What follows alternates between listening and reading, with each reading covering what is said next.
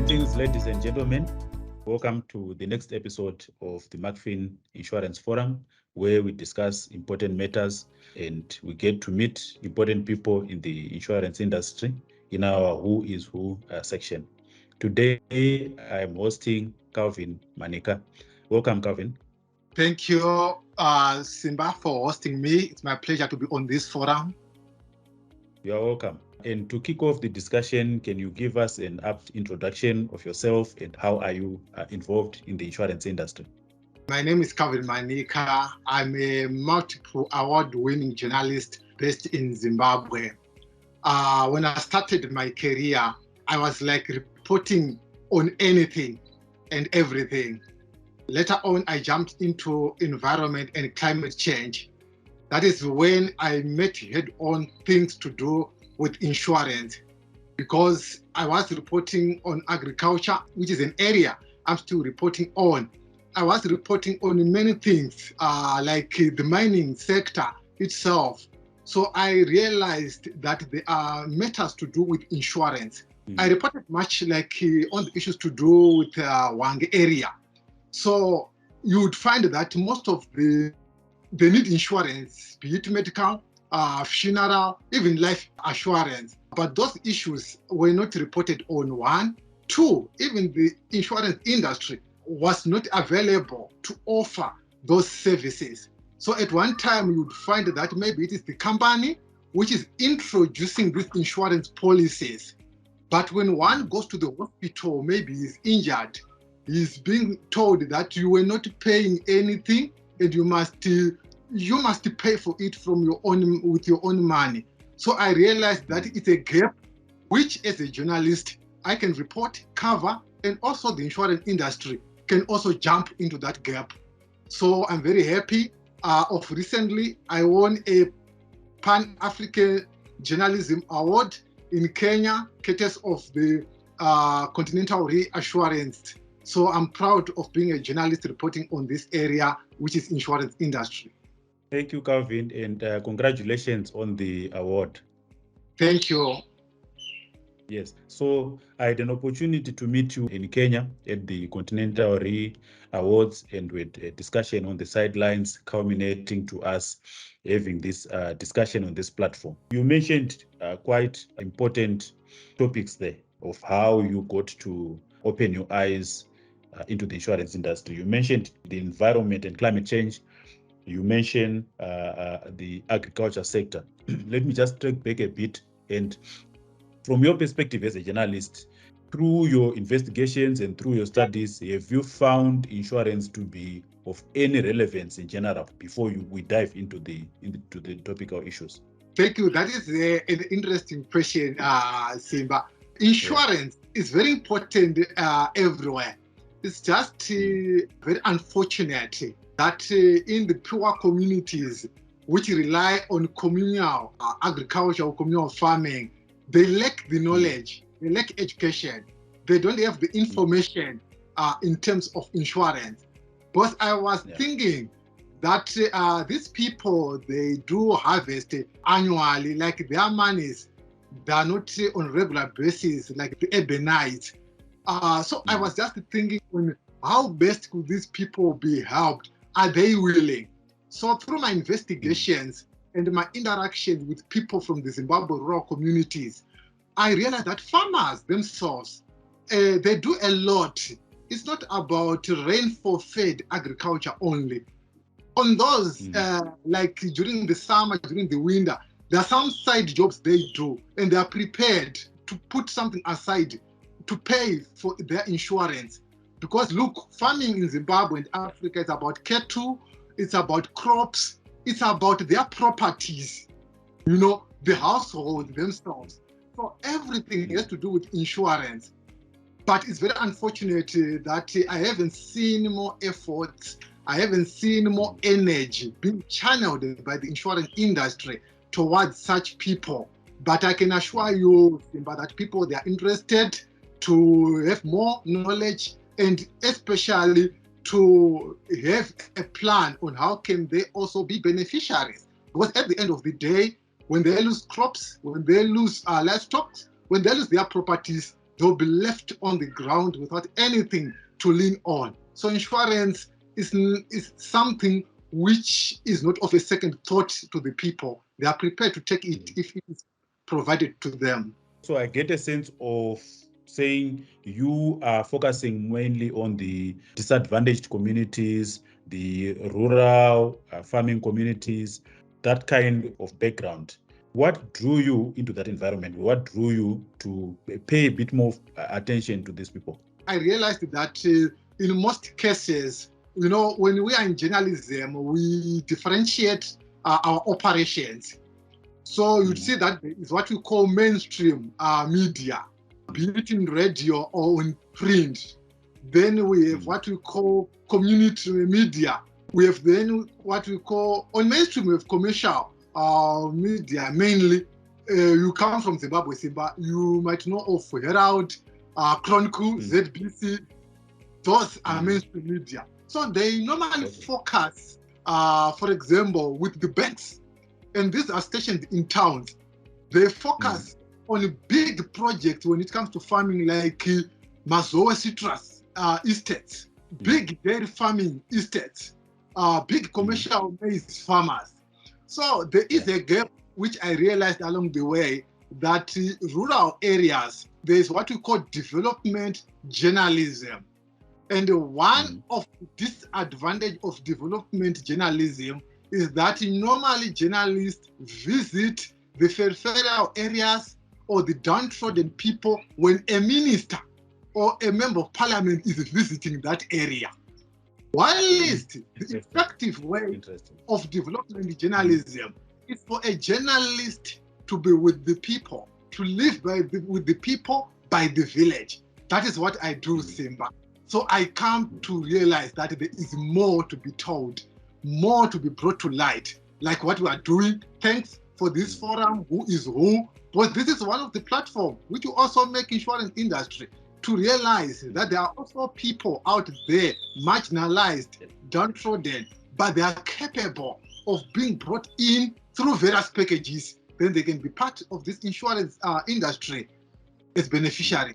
So that brings us to the discussion about your award, because it came about by you getting involved on the ground within the vulnerable communities. How did that come about? What was it that you published and culminating in you getting the award? The story which won me that award was published with a media house which is not known by most of the giant media companies in Zimbabwe. It's just a startup company specializing on agriculture, entrepreneurship, business in general, and mining. So this company found out that there is Calvin Manika who goes around in those small areas. So they wanted my output. So we started working together. Coming to the story which won me the award, it is a story which happened in Ngai, which is about 159 kilometers from Bulawayo, the second capital of Harare, of Zimbabwe, Harare being the capital city. So you'd find that 21 cattle died on spot. It was a loss like of the whole herd. Only one cow survived. So what happened was someone in Bulawayo bought a pesticide because they wanted to dose cattle back home. He sent someone with the pesticide, the courier. The courier went and also submitted the pesticide to the person who was at home. So along the way, from the person who bought the pesticide, the courier, and the person who administered the pesticide, there was miscommunication. Some of the important information was lost along the way. So he ended up giving the wrong dosage. And this was a deadly pesticide, and it just did a great damage to the whole head of the Ngube family. After that happened, the whole community actually gathered at Ngube's homestead for about a week, just trying to comfort the family because the situation was very bad. Like what I said before, the Herald, the Chronicle, ZBC News, they all rushed to the scene. They reported about this issue. But guess what? It was just about one of those stories making the headlines. A family lost 21 cattle. A family lost 21 cattle. That was news to them. You know, it's about commercializing the news. But I realized that there was one missing thing which is very important. Of course, the family has lost the cattle, but do they have the fallback plan? What are they going to do next? We are also approaching the farming season, and also cattle is a wealth bank in our rural areas. So this is when the issue of insurance came in, and I had to go and I have to interview people, and as sure as anything, I realized that these people, they do not have any insurance. You know, we talk of short-term insurance, whereby you need something quick to cover the gap. They don't have anything like that. So to me, it was interesting to say why the insurance industry in Zimbabwe is not coming in to cover this gap. And almost every bank in Zimbabwe is talking about agricultural insurance. But back in marginalized areas, people, they don't know about that. It's just speeches in towns, speeches of officializing something, but on the ground there's something. So I felt that maybe if I can put the story out there, it can show, it can talk more about these issues than the banks themselves, than the insurance industry itself. And I was happy to be recognized by a big giant like Continental Ray, that even you people like you, Simba, and others, you are executives in this industry. You had an opportunity to know about this. So I'm happy about that. Calvin, thank you so much. Your story is really touching, and this is the reality that vulnerable communities face on the ground. To the people and, you know, all the well-to-do people in the towns, in the tall buildings and so forth, 21 cattle might not mean a lot. But if you go to the farming communities, it means wealth, like you mentioned. What do you think is the challenge here? Where is the missing link between those needs from the communities and the services that are sitting in the urban areas? Where is the missing link? I can start with Zimbabwe. The majority of our people, they live in rural areas. In Africa, sources say about 70% of our population in Africa is in the rural areas. So it means there is life in the rural areas. And right now we are talking of climate change.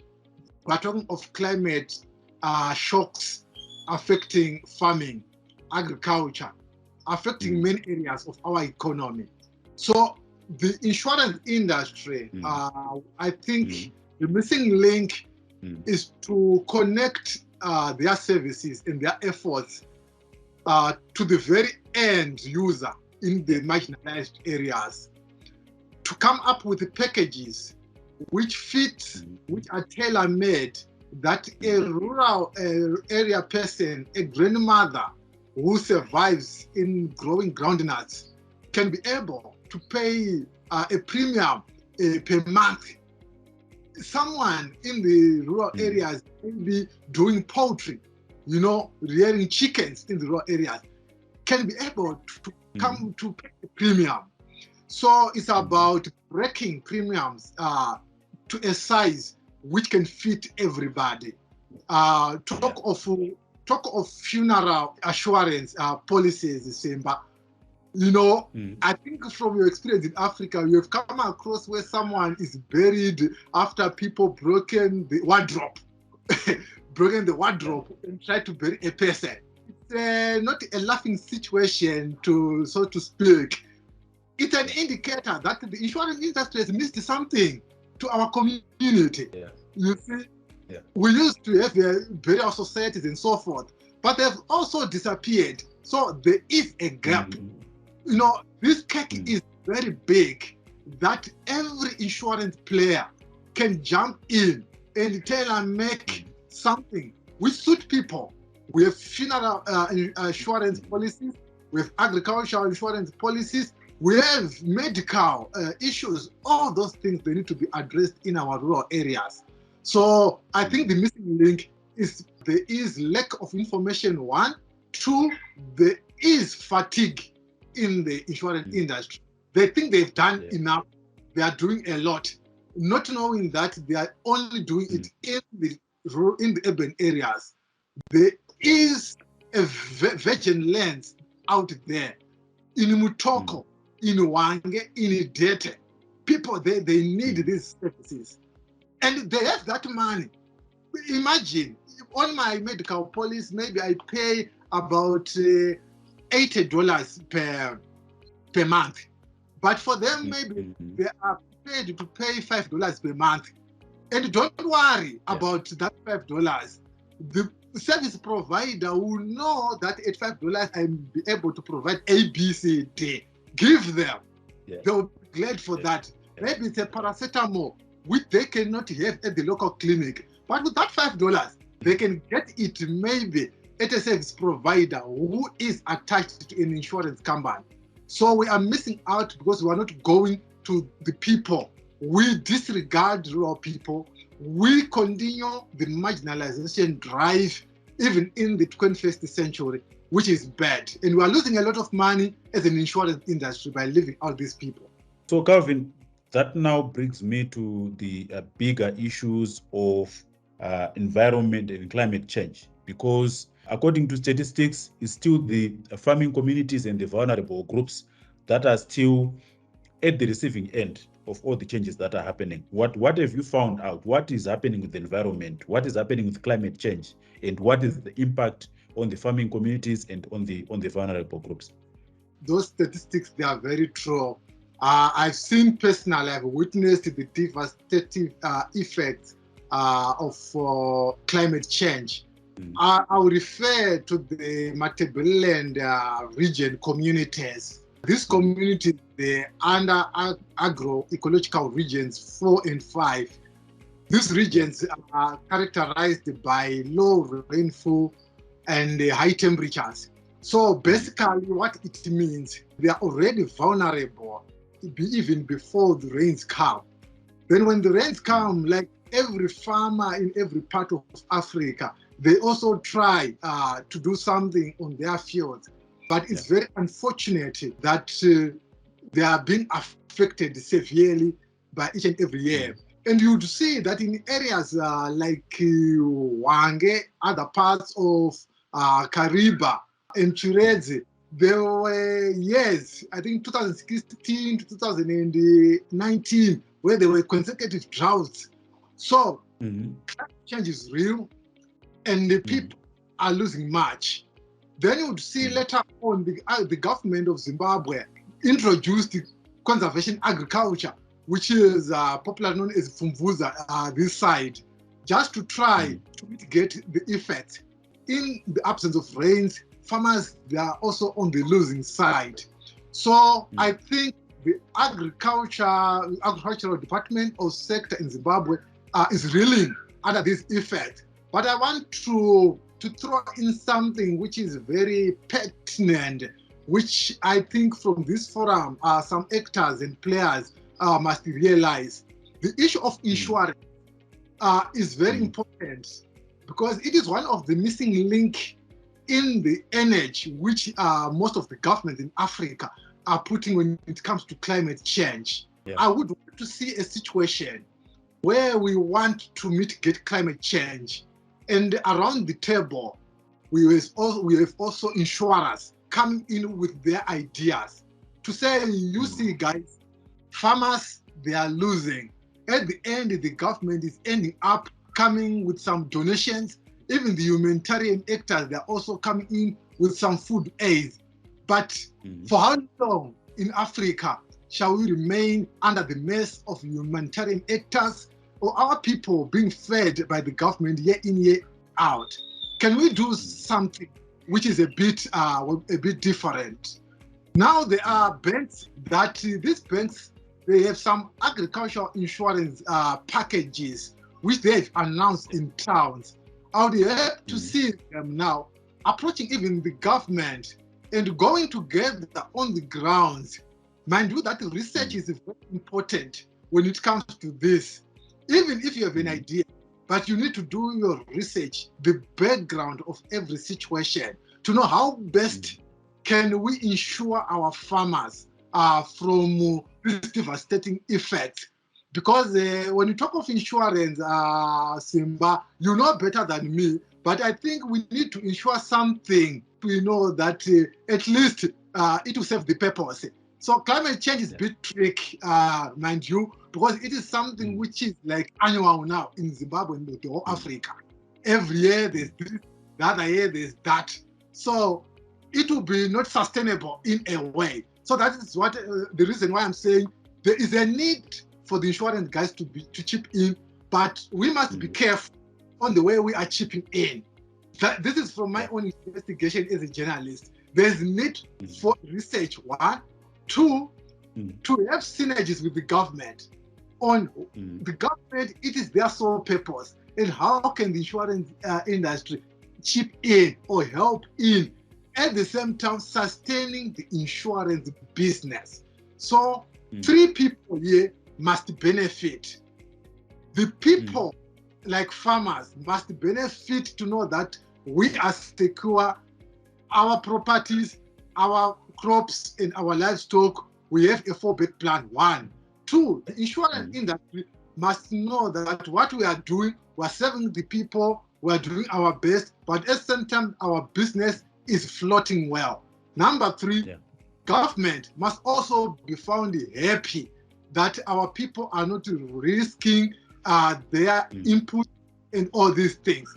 So it can come in maybe from the inputs itself.